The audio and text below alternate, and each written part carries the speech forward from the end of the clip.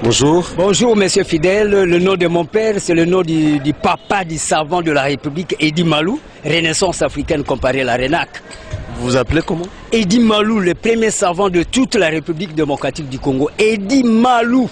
E-double-D-Y-M-A-L-O-U.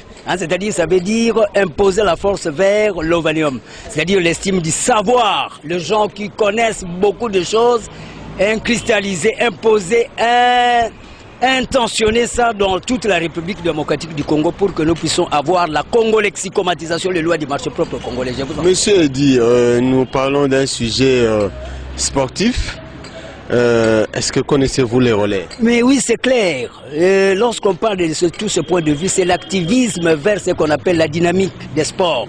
C'est-à-dire mettre un accent sur les revenus aussi à avoir. Hein. C'est un problème de TGO, théorie générale des organisations. Comment nous pouvons parvenir aussi à relever aussi les défis? Parce que par exemple, le Brésil, à part les végétariens, là, le végétalisme, hein, nous avons cette même climatologie. Le Brésil aussi, c'est des... Oui, mais nous parlons du relais. Du relais. Comme relais. Relais. C'est-à-dire, quand on parle de ces relais, on voit ce qu'on appelle le système de la technicité informatisée. C'est-à-dire, nous devons avoir c'est systématique. Les relais, c'est pas dans le sport, c'est pas une discipline sportive?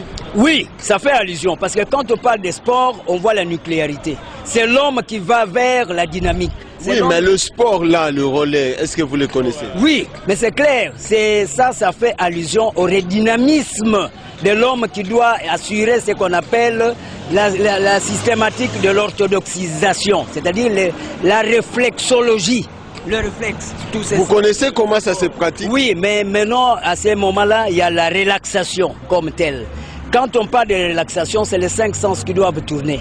Nous avons à faire même ce qu'on appelle l'hyposmie qui doit être éventualiste sous cet angle-là. C'est clair. Quand on parle de l'air, c'est faire allusion à informatiser le sens dynamiciel vers l'humanisme. Je vous en prie. Merci beaucoup. Oui.